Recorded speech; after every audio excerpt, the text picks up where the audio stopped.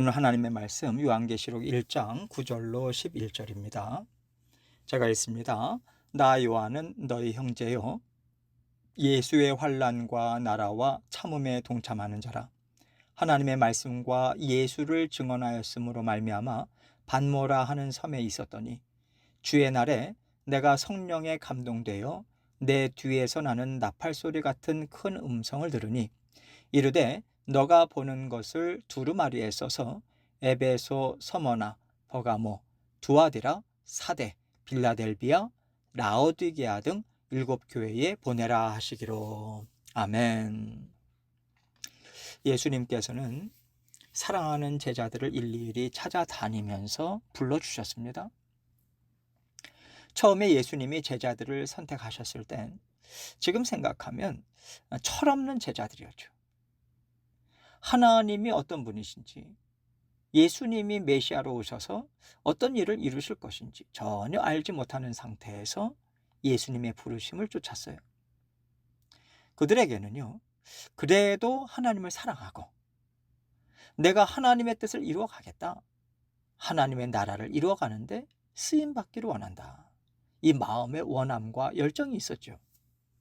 그래서 예수님께서 제자로 부르실 때 얼른 쫓아가긴 했지만 예수 그리스도의 십자가 대속의 죽으심과 부활 승천 이후로 그들이 하나님의 뜻을 이루어가는 삶을 살아가기까지는요, 그들에게 참 많은 우여곡절이 있었고 생각이 바뀌고 믿음이 새로워지는 인생 여정이 있었습니다.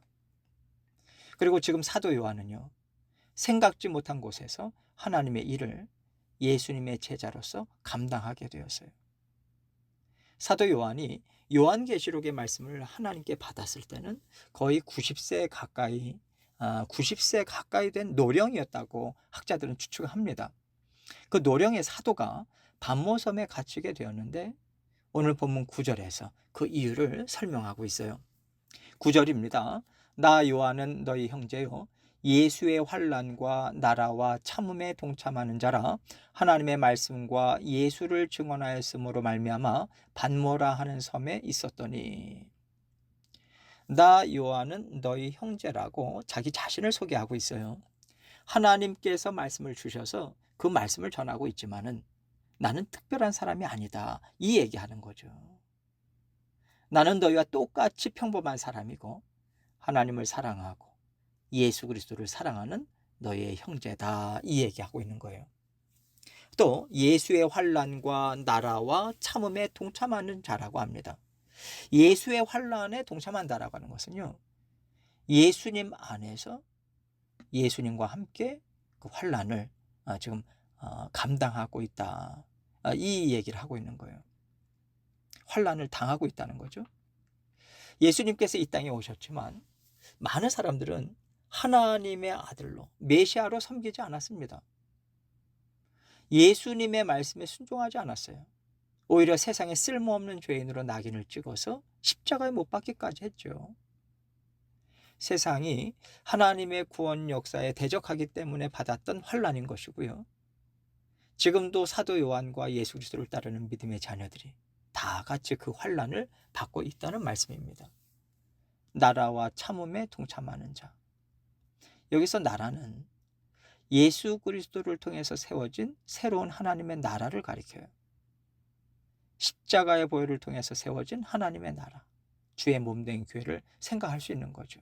이런 면에서 참음에 동참한다는 것은요, 예수 그리스도의 십자가 보혈을 통해서 하나님께서 이루실 나라가 반드시 힘있게 세워질 것을 믿는 믿음으로 인내하고 있다라고 하는 의미가 담겨진 것입니다. 인내는요, 믿음과 뗄래야 뗄 수가 없는 관계예요. 믿고 그 믿음으로 인내하라라고 하는 거죠. 하나님께서 동참시키시고 일하라고 하실 때까지 기다리라는 거예요. 인내하지 않는 믿음은요, 쓸모가 없습니다. 하나님보다 앞서 나가는 믿음은 하나님의 뜻을 어기는 것이고 불순종하는 것이고 하나님을 대적하는 것과 같거든요. 그래서 믿음은 반드시 인내와 짝을 이루어야 돼요. 언제까지 인내해야 되는가? 내가 이때까지 기다렸어, 이 정도면 됐어, 이게 아니에요. 하나님께서 그 뜻을 밝히 보여줄 때까지 우리는 그 시간이 언제인지 알지 못해도 인내해야 합니다. 지금 우리가 인내하는 것 중에 대표적인 것이 무엇입니까? 예수 그리스도께서 다시 오신다고 하셨는데 언제 오실지 우리는 몰라요. 그러나 우리는 예수님께서 다시 오실 것이라는 재림의 날이 반드시 있다는 것을 우리는 믿죠. 오시는 그날까지 믿음과 인내로 끝까지 예수 그리스도의 계보를 이어가는 일에 힘을 써야 하는 것입니다. 그래서 사도 요한이 자기 자신에 대해서 예수의 환난과 나라와 참음에 동참하는 자다라고 얘기한 것은 나는 예수 그리스도께서 받으신 환난에 동참하는 자요. 예수 그리스도의 십자가 보혈을 통해서 하나님께서 이루실 나라가 반드시 힘있게 세워질 것을 믿는 믿음으로 인내하고 있다는 것을 증거하고 있는 것입니다. 그런 사도 요한이 왜 patmos섬에 갇히게 되었는가? 하나님의 말씀과 예수를 증언하였기 때문이라고 말하고 있어요. 하나님의 말씀과 예수를 증언하는 것, 이 두 가지를 같이 말하고 있는데 이 두 가지는요, 항상 짝을 이루어야 됩니다. 왜냐하면 예수님께서 이 땅에서 하신 일은 하나님께서 온 인류를 구원해 주시겠다고 약속하신 말씀의 터전 위에서 이루어내신 거거든요. 하나님의 약속의 말씀, 그리고 우리를 향하신 하나님의 사랑을 근거로 해서 예수님께서는 신실하게 그 뜻을 이루신 것입니다.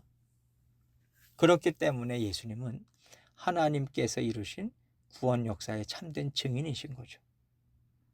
그리고 예수님께 직접 말씀을 들었고 예수님의 죽으심과 부활하심을 눈으로 목격했던 예수님의 제자들, 사도들은요, 그 당시에 살아있는 증인들이었던 거고요.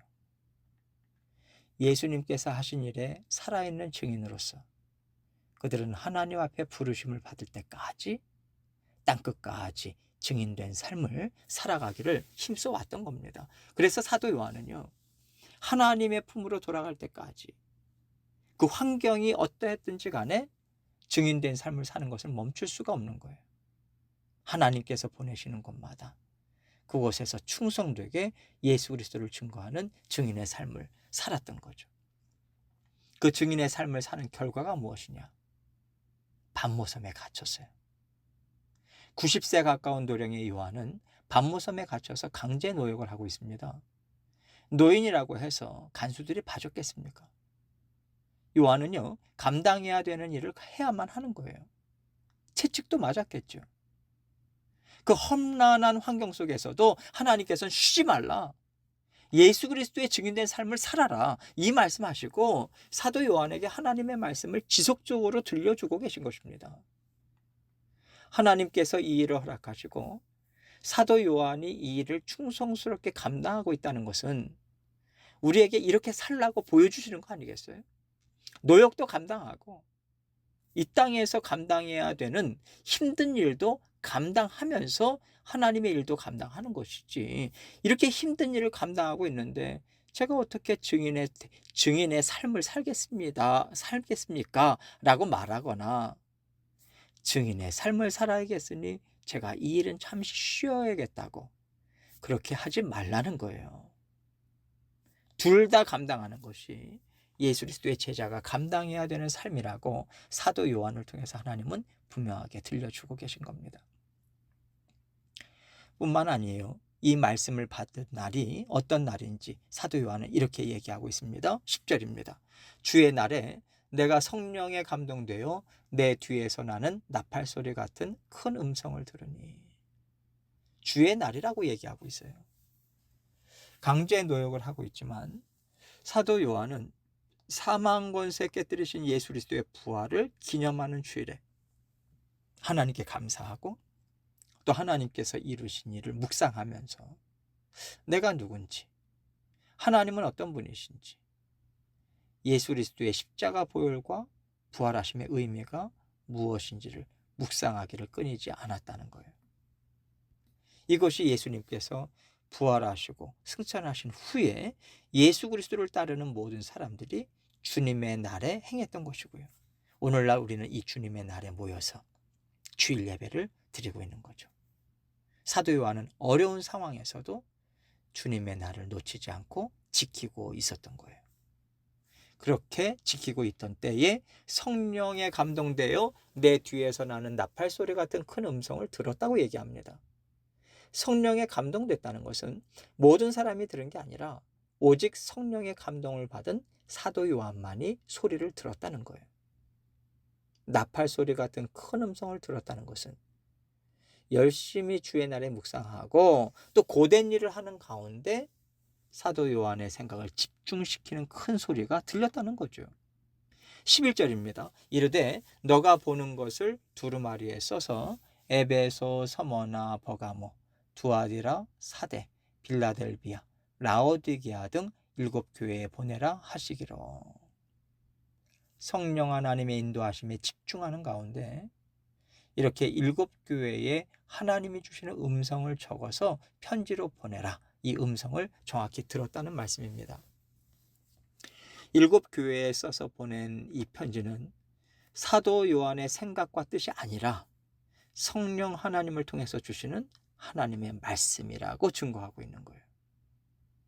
이 편지를 7교회들은 다 받을 것이고 우리 또한 이 편지를 통해서 하나님은 교회에 무엇을 원하시고 또 무엇을 버리라고 하시는지 이 지혜를 우리가 배우게 되죠. 사도 요한은 오늘 말씀을 통해서 우리가 생각해야 할 것이 무엇인가를 분명하게 전해주고 있습니다. 우리는 세상 살림, 세상 일에 묶여 있는 사람이 되어서는 안 된다는 거예요. 예수 그리스도의 증인들은 예수 그리스도께서 걸어가신 길에 집중해야 된다는 거죠. 예수님께서 걸어가신 길이 충성된 증인의 길 아닙니까? 그렇기 때문에 우리 또한 충성된 증인의 삶에 집중해서 사는 것이 우선순위인 거예요. 다른 것에 묶여서 증인의 삶은 잠시 뒤로 물려도 되겠다는 일은 우리에게 있어서는 안 된다는 것을 사도 요한은 강조하고 싶은 거죠. 요한은 밤모섬에 갇혀서 노역에 시달리고 있어요. 거기다가 90세 가까이 된 노령입니다. 얼마나 힘들겠어요. 사도 요한이 이 모든 것들을 자세하게 설명하고 있는 것은 내가 지금까지 이렇게 예수 그리스도의 뒤를 따르고 있다면 너희들 또한 삶의 무게를 감당하면서 증인의 삶을 감당해야 되지 않겠는가, 이 얘기를 우리에게 해주고 있는 겁니다. 이 심정을 가지고 하나님께서 주시는 음성을 듣고 깨달으라고, 듣고 돌이키라고, 듣고 힘있게 감당하라는 메시지를 주고 계세요. 하나님께서 우리 각자에게 주시는 음성이 있을 겁니다. 성령께서 사도 요한에게 주시는 말씀이 있었다면 성령께서 우리 각자에게 주시는 말씀 또한 있을 것입니다. 그 말씀 듣고 따라가시는 저와 여러분이 되시기를 주님의 이름으로 축원합니다.